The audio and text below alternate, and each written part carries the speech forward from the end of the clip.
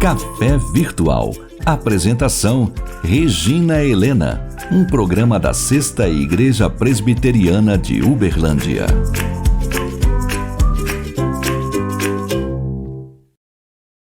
Olá, seja muito bem-vindo ao Café Virtual. Eu espero que você esteja bem, sob a paz de Deus nesse dia tão especial. E hoje eu gostaria de falar com você sobre o tema Deus conosco. Para isso, nós vamos começar com o texto que está lá em Mateus, capítulo 1, versículos de 21 até o 23. Diz assim: Ela, Maria, dará à luz um filho e lhe porás o nome de Jesus, porque ele salvará o seu povo dos pecados deles. Ora, tudo isso aconteceu para que se cumprisse o que fora dito pelo Senhor por intermédio do profeta. Eis que a virgem conceberá e dará à luz um filho, e ele será chamado pelo nome de Emanuel, que quer dizer Deus conosco. Que tema maravilhoso, Deus presente, Deus conosco. Os 4 evangelhos, eles falam de Jesus Cristo, no nascimento dele, que aconteceu há mais de 2000 anos atrás, e dividiu a história antes e depois de Cristo. Todos os documentos oficiais no mundo ocidental se reporta a esse grande, precioso dia do nascimento de Jesus. Deus cumprindo as suas muitas promessas com relação à vinda de Jesus. Alguma delas, por exemplo, ele diz lá em Isaías, capítulo 7, versículo 14, há 700 anos antes de Cristo, que o Messias, ele nasceria de uma virgem. Depois em Miqueias capítulo 5, versículo 2, escrito há 800 anos antes de Cristo, também se reporta isso e fala que Jesus nasceria numa pequena cidade chamada Belém. Em Gênesis capítulo 12, diz que Jesus seria descendente de Abraão. Depois, mais tarde, fala que descendente da linhagem de Davi. Quantas promessas, não é verdade?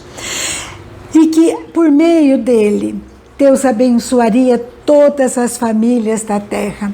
Jesus Cristo, Deus Emanuel, ele nasceu em Belém, ele viveu ali em Nazaré, cresceu. Ele foi morto por mim e por você, para nos salvar de todo pecado, coisa tremenda. E ele ressuscitou no 3º dia. Gênesis 3, já Deus profetizava a vinda dele no versículo 15, dizendo que a semente da mulher pisaria na cabeça da serpente e traria salvação ao homem, e foi isso que foi feito. E hoje nós temos um Deus presente que muda a história, dá um novo significado, novos valores à nossa vida, a nossa visão do aqui e agora e também da eternidade. Esse é o nosso Deus vivo, presente, que cumpre suas promessas. Então, eu estava pensando nesse sentido, sobre por quê? Se Deus é Deus presente, eu conheço, Ele cumpre suas promessas. Por quê? Porque tantas vezes eu tenho medo, mas Jesus, a Bíblia me fala, é nosso refúgio, nossa força, nossa fortaleza. A Bíblia fala que nenhuma arma, nenhuma palavra preparada contra nós prosperará. Por que então você e eu temos medo? Como nós precisamos lembrar dessas promessas de um Deus fiel, né? Às vezes a gente fica tão ansiosa com relação ao futuro. Mas por que fazemos isso? Se Deus, ele se importa comigo e com você, se Deus, ele trata da gente, né? Ele tem cuidado de nós. 1 Pedro 5,7 fala, lançando sobre ele toda a nossa ansiedade, porque ele tem cuidado de nós. Como nós precisamos realmente guardar essa palavra no nosso coração, para entendermos isso na prática, né? Deixarmos a ansiedade, lembrarmos de tantas coisas que Deus tem feito na nossa vida. E a gente fica pensando, tanta gente tomando remédio, medicamento para dormir, para ser feliz. Por quê, né? Se Deus, o Espírito Santo nos concede alegria plena, se a gente sabe que para dormir é melhor, a presença de Deus é que nos dá um sono e segurança. Está ali em Salmos 4:8.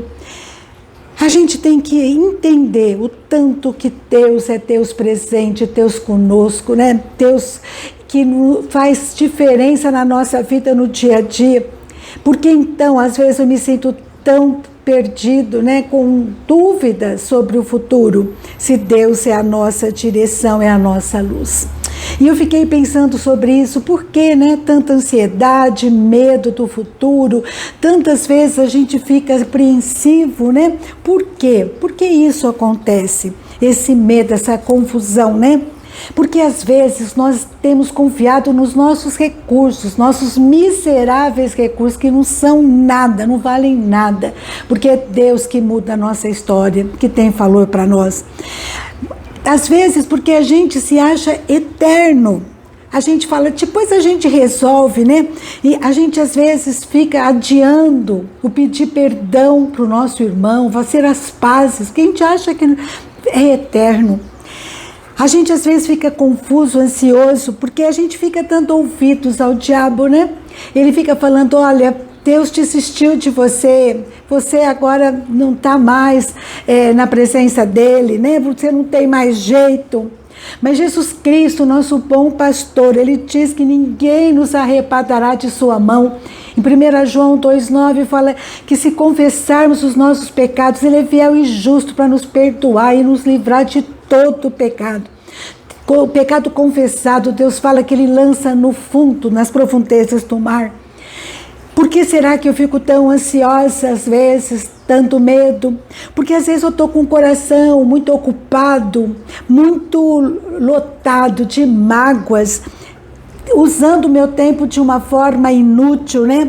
Trocado às vezes a oração, a meditação da palavra, pelo celular, pelo Netflix, né? Pelo YouTube.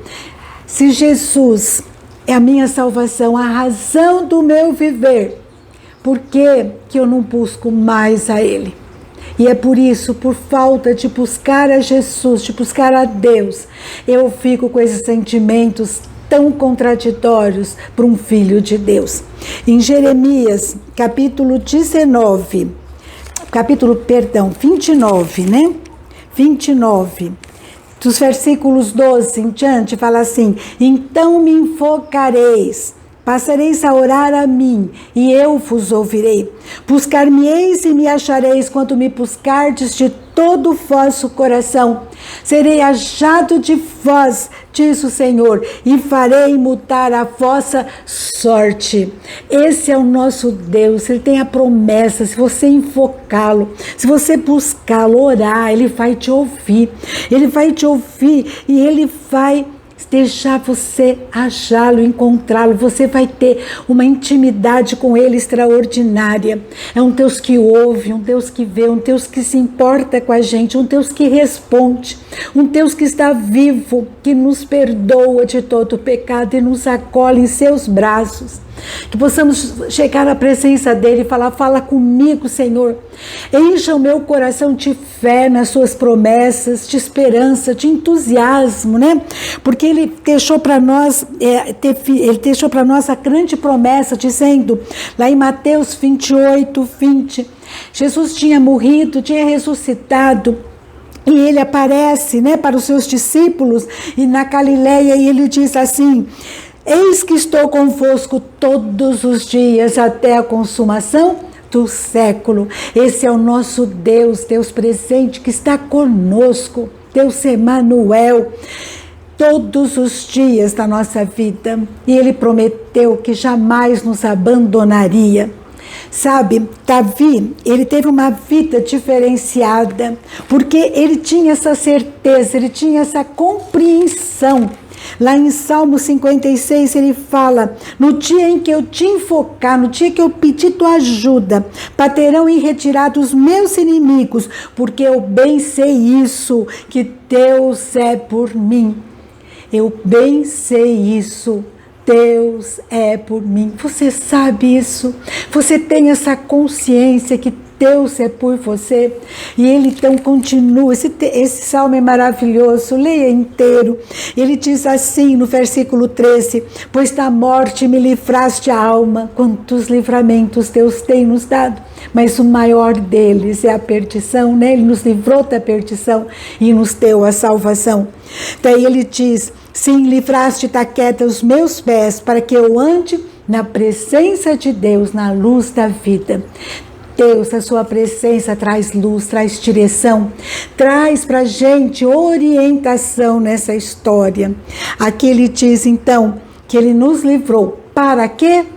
Para que eu ande na presença dele. Deus tem nos livrado para que a gente ande na presença dele. Nos livrou da morte eterna para que andemos na presença dele.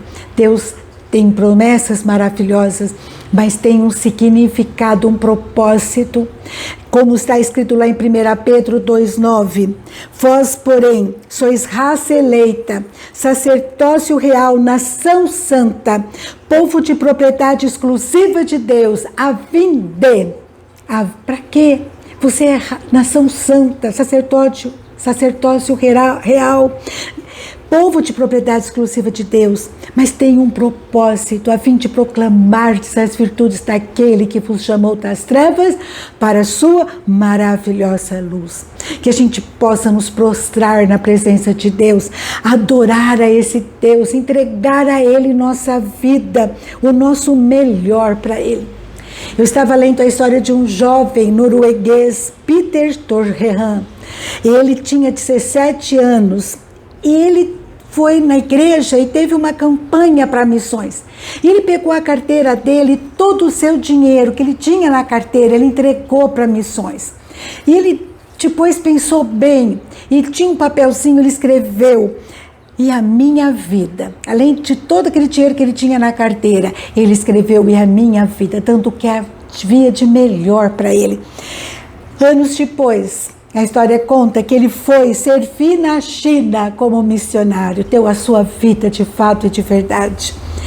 Que nós possamos chegar na presença de Deus, entregar a nossa vida com a certeza de que Deus tem o melhor e que a gente possa ter força, unção, direção para falar do seu amor, tudo que temos visto, ouvido e experimentado na presença de Deus.